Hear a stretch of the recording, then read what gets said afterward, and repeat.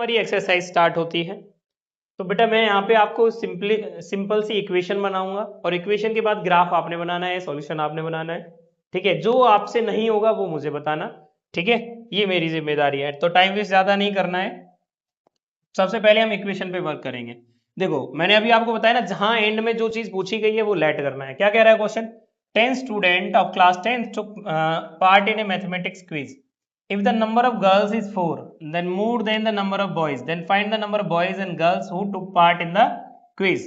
तो let the number of boys, यहाँ पे number of boys पूछा है ना पहले, तो let the number of boys, हमने boys ही let कर लिया अभी कि boys हैं x। ठीक है, नंबर ऑफ गर्ल्स, गर्ल्स कितनी है? y। ठीक है, अब यहाँ पे क्या कह रहा है? देखो टोटल स्टूडेंट 10 है, तो हम यहाँ पे इक्वेशन ले सकते हैं according to question first condition. पहली कंडीशन में क्या बोला गया है कि टोटल स्टूडेंट जो है वो 10 है जो पार्टिसिपेट कर रहे हैं, तो x प्लस वाई जो है वो 10। ये आ गई first equation. Now second, according to question second condition. इस ऐसे लिखने से ना आपको क्वेश्चन में ज्यादा स्टेटमेंट की जरूरत नहीं पड़ेगी लिखने में। ठीक है, सेकंड कंडीशन क्या कह रहा है? The number of girls is 4 more than the number of boys, कि जो नंबर ऑफ गर्ल्स हैं y जो है वो x से 4 ज्यादा है, तो x में 4 ऐड कर दो, ये आ गई दूसरी इक्वेशन। ठीक है, अब हमारे पास दोनों इक्वेशन है, आपने ग्राफ बनाना है। ग्राफ बनाने के बाद x और y की वैल्यू निकालनी है, और जो x की वैल्यू आएगी वो यहां रख देना, जो y की आएगी वो यहां रख देना, आंसर आ जाएगा। ठीक है, तो नेक्स्ट क्वेश्चन पे चलते हैं। अब हम question number second, 5 pencil 7 pen together cost 50 rupees, whereas 7 pencil 5 pens together cost 46 rupees. Find the cost of one pencil that of one pen. तो यहाँ पे हम इक्वेशन बनाते हैं। मैं डायरेक्ट अब इक्वेशन बना रहा हूँ, ठीक है, क्योंकि स्टेटमेंट भी नहीं लिखूंगा क्योंकि वो आपको आ गई है। तो सबसे पहले हम लेट क्या करेंगे बेटा?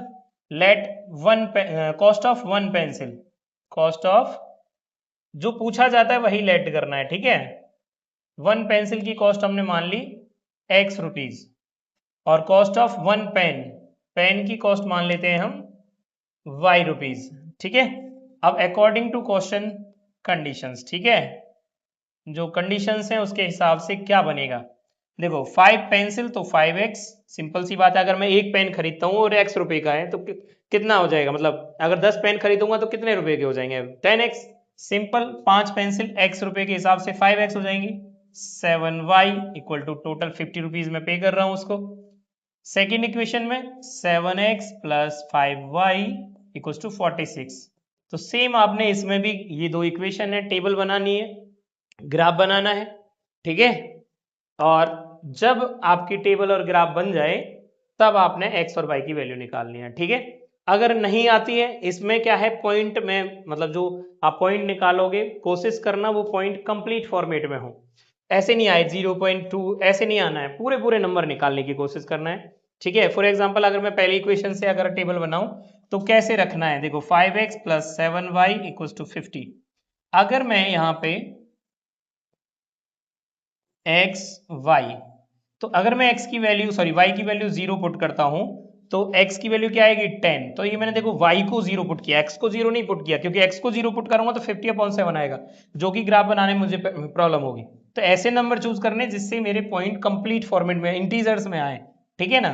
अब देखो दूसरा नंबर कुछ ऐसा लेट कर लो जिससे 5 से डिवाइड हो जाए, तो 7 5 तो y की वैल्यू 5 रख दो। देखो 5 रखा 35, 50 माइनस 35 15, x से 15 डिवाइड करेंगे तो क्या आएगा? 3।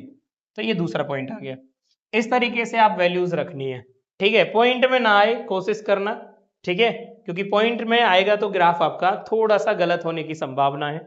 ठीक है, तो ये आप याद रखना। तो इसका ग्राफ बनाना, जो x और y की वैल्यू आएंगी उन x और y की वैल्यूज को यहाँ पे रख देना, आंसर आ जाएगा आपका। ठीक है।